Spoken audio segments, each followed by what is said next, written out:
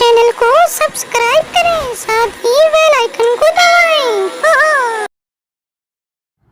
معزز سامعین اکرام، السلام علیکم ورحمۃ اللہ وبرکاتہ۔ آج میں آپ کو بتاؤں گا کہ جو حسد کرتا ہے ان کا انجام کیا ہوتا ہے۔ حسد کرنا شریعت میں جائز نہیں ہے۔ حسد کا مطلب یہ ہوتا ہے کہ اگر کوئی شخص عزت و کامیابی کے بلند مرتبے پر فائز ہے تو کوئی شخص اس کو دیکھ کر کے حسد کرنے لگے، بائیں طور کہ وہ یہ خواہش کرے کہ اس کی یہ عزتیں کامیابی ختم ہو جائیں اور یہ سب مجھے مل جائیں، یہ حسد ہے۔ یہ شریعت میں جائز نہیں ہے اور اس کا انجام بھی بہت برا ہوتا ہے۔ لیکن رشک کرنا شریعت میں جائز ہے۔ رشک کا مطلب یہ ہوتا ہے کہ اگر کوئی شخص کسی بلند مرتبے پر فائز ہے تو اللہ سے یہ دعا کرنا، اے پروردگار میں بھی اس بلند مرتبے پر فائز ہو جاؤں، یہ مرتبہ مجھے بھی حاصل ہو جائے اور جو شخص اس مرتبے پر فائز ہے وہ بھی اس پر برقرار رہے۔ اس کو رشک کہا جاتا ہے۔ یہ شریعت میں جائز ہے۔ حضرت سیدنا بکر بن عبداللہ رحمۃ اللہ تعالی علیہ سے مروی ہے، بیان کرتے ہیں ایک شخص کی عادت تھی کہ وہ بادشاہوں کے درباروں میں جاتا اور ان کے سامنے اچھی اچھی باتیں کرتا۔ بادشاہ خوش ہو کر اسے انعام و اکرام سے نوازتے تھے اور اس کی خوب حوصلہ افزائی کیا کرتے تھے۔ ایک مرتبہ وہ شخص ایک بادشاہ کے دربار میں گیا اور اس سے اجازت چاہی کہ میں کچھ باتیں عرض کرنا چاہتا ہوں۔ بادشاہ نے اجازت دے دی اور اسے اپنے سامنے کرسی پر بٹھایا اور کہا، اب جو کہنا چاہتے ہو کہو۔ اس شخص نے کہا، محسن کے ساتھ احسان کرو اور جو برائی کرے اس کی برائی کا بدلہ اسے خود ہی مل جائے گا۔ یہ بات اس شخص نے کہی۔ بادشاہ کو اس کی یہ بات سن کر بہت اچھا لگا اور بادشاہ بہت خوش ہوا اور اسے انعام و اکرام سے نواز دیا۔ یہ دیکھ کر بادشاہ کے ایک درباری کو اس شخص سے حسد ہو گیا اور وہ دل ہی دل میں اس سے کڑھنے لگا کہ اس عام سے شخص کو، اس ایک انجان شخص کو بادشاہ کے دربار میں اتنی عزت اور اتنا مقام کیوں حاصل ہو گیا۔ بالآخر وہ حسد کی بیماری سے مجبور ہو کر بادشاہ کے پاس گیا اور بڑے ہی خوش مزاج انداز میں بولا، بادشاہ سلامت، ابھی جو شخص آپ کے سامنے گفتگو کر کے گیا ہے، اگرچہ اس نے باتیں اچھی کہی ہیں لیکن وہ آپ سے نفرت کرتا ہے اور کہتا ہے کہ بادشاہ کو منہ سے بدبو آنے کی بیماری ہے۔ بادشاہ کے منہ سے بدبو آتی ہے۔ جب بادشاہ نے یہ سنا تو پوچھا، تمہارے پاس اس کا ثبوت کیا ہے کہ وہ میرے پاس ایسا گمان کرتا ہے؟ تو وہ حاسد بولا، حضور اگر آپ کو میری بات پر یقین نہیں آتا تو آپ آزما کر دیکھ لیں۔ اس نے اپنے پاس دوبارہ بلائیں۔ جب وہ آ کے آپ کے قریب آئے تو آپ دیکھیں گے کہ وہ آپ کی بدبو کی وجہ سے اپنے منہ پر ہاتھ رکھ لے گا۔ یہ سن کر بادشاہ نے کہا، تم جاؤ، جب تک میں اس بات کی تحقیق نہ کر لوں گا کوئی فیصلہ نہیں کروں گا۔ چنانچہ وہ حاسد دربار شاہی سے چلا گیا اور اس شخص کے پاس پہنچا جس سے وہ حسد کرتا تھا۔ اس کے پاس جا کر کے اس سے کہا کہ تم نے بادشاہ کے دربار میں بہت اچھی اچھی باتیں کہی ہیں، مجھے اس سے بہت زیادہ خوشی ہوئی، لہٰذا میں تمہاری اپنے گھر پر دعوت کرتا ہوں۔ اس حاسد نے اس شخص کی دعوت کی۔ اس شخص نے، وہ بہت ہی نیکوکار تھا، اللہ کا نیک بندہ تھا، اس نے اس کی دعوت کو قبول کر لیا اور اس کے ساتھ چل دیا۔ حاسد نے اسے جو کھانا کھلایا اس میں بہت زیادہ لہسن ڈال دیا۔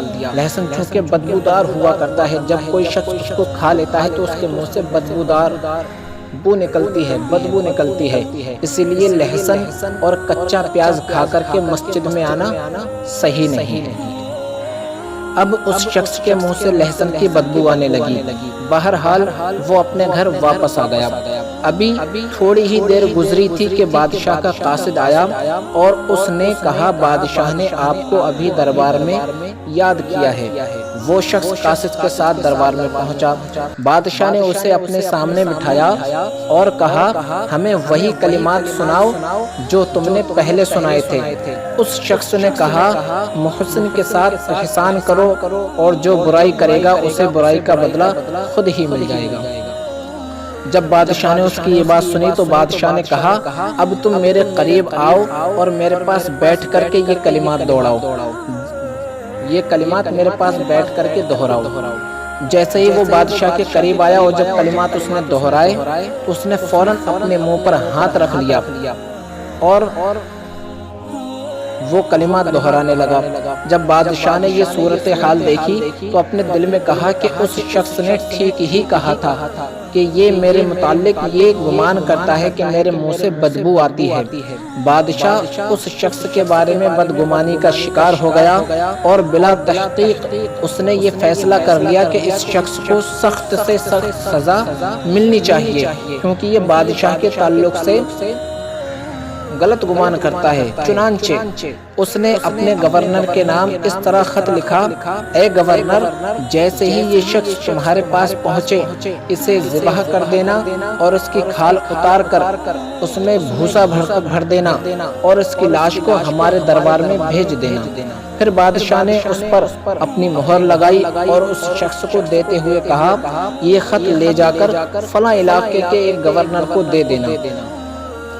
بادشاہ کی عادت تھی جب بھی وہ کسی کو کوئی بڑا انعام دینا چاہتا تھا تو وہ کسی گورنر کے نام ایک خط لکھتا اور اس شخص کو گورنر کے پاس بھیج دیتے تھا۔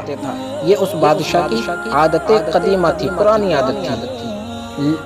اب اسے خوب انعام و اکرام سے نوازا جاتا تھا۔ کبھی بھی بادشاہ نے سزا کے لیے کسی کو کوئی خط نہ لکھا تھا۔ آج اس شخص کو پہلی مرتبہ یہ خط لکھا تھا۔ گورنر کے نام خط لکھا تو صرف اس نیت سے لکھا جاتا تھا پہلے کہ اس کو انعام و اکرام دیا جائے، لیکن آج پہلی بار جو اس نے خط لکھا تو پہلی بار اس میں موت کا حکم لکھا ہوا تھا۔ اب وہ شخص وہ خط لے کر کے خوشی خوشی گورنر کی جانب روانہ ہو جاتا ہے۔ اس بیچارے کو کیا معلوم تھا کہ اس خط میں میری موت کا حکم ہے۔ یہ شخص خط لے کر گورنر کے پاس جا رہا تھا کہ راستے میں اس کی ملاقات اسی حاسد سے ہو گئی جو اس کے متعلق حسد کر رہا تھا۔ اس نے پوچھا بھائی کہاں کا ارادہ ہے؟ تو اس نے کہا میں نے بادشاہ کو اپنا کلام سنایا تو اس نے مجھے ایک خط پر مہر لگا کر کے مجھ سے کہا کہ فلاں گورنر کے پاس یہ خط لے جاؤ۔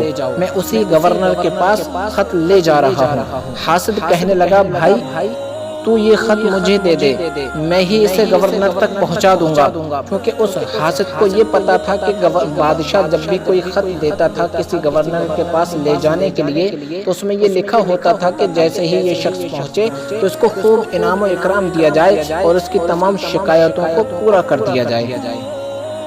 لیکن اس حاسد کو کیا پتا کہ اب معاملہ اس کے برعکس ہے۔ بہرحال اس حاسد نے کہا بھائی یہ خط تو مجھے دے دے، میں اسے گورنر تک پہنچا دوں گا۔ چنانچہ اس شریف آدمی نے خط حاسد کے حوالے کر دیا۔ وہ حاسد خط لے کر خوشی خوشی گورنر کے دربار کی جانب چل دیا۔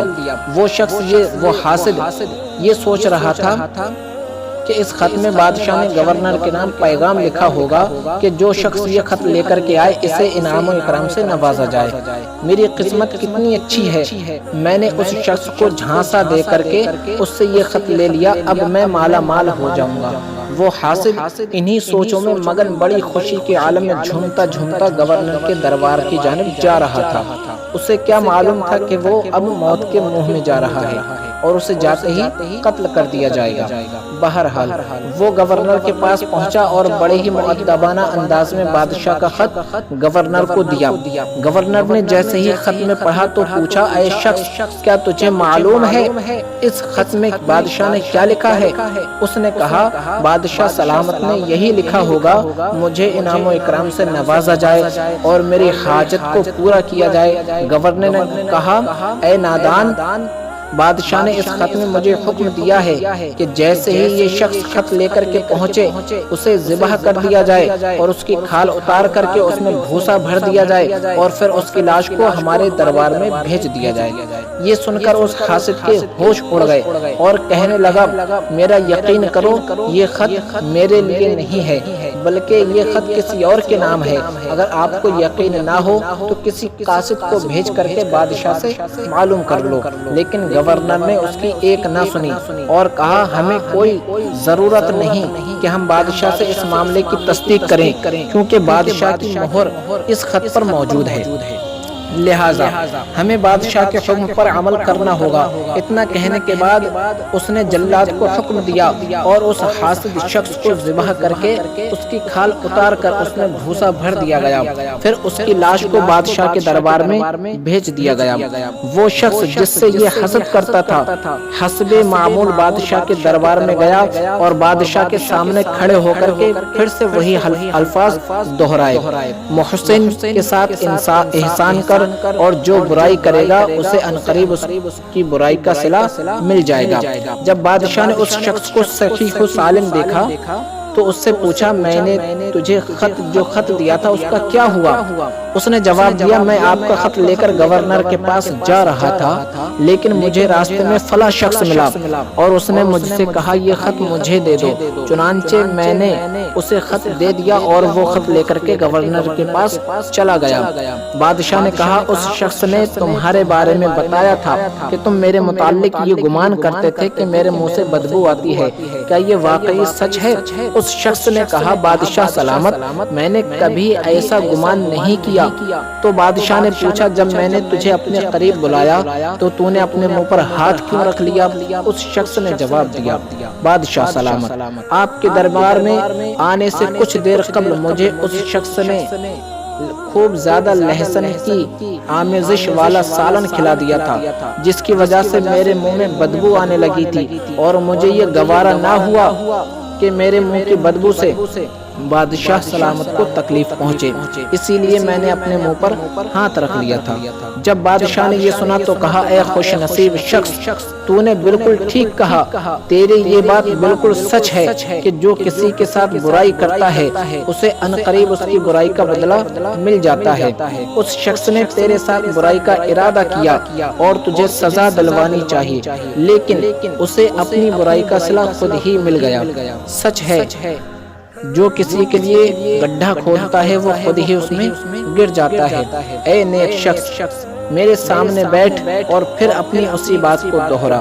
چنانچہ وہ شخص بادشاہ کے سامنے دوبارہ بیٹھا اور اس نے پھر سے وہی الفاظ دہرائے، محسن کے ساتھ احسان کر اور برائی کرنے والے کو عنقریب اس کی برائی کا بدلہ خود ہی مل جائے گا۔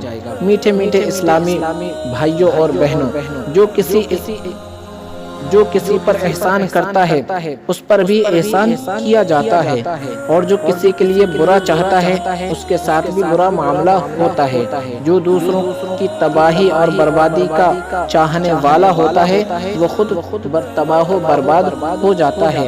جو کسی سے حسد کرتا ہے اسے اس کی حسد کی سزا خود ہی مل جاتی ہے۔ اچھے کام کا اچھا نتیجہ، برے کام کا برا نتیجہ، اسی کو یوں کہیے، جیسی کرنی ویسی بھرنی۔ اللہ کی بارگاہ میں دعا ہے کہ اللہ تعالی ہمیں حسد جیسی بیماری سے محفوظ رکھے اور ہمیں ایک دوسرے سے محبت کرنے کی توفیق عطا فرمائے۔ السلام علیکم۔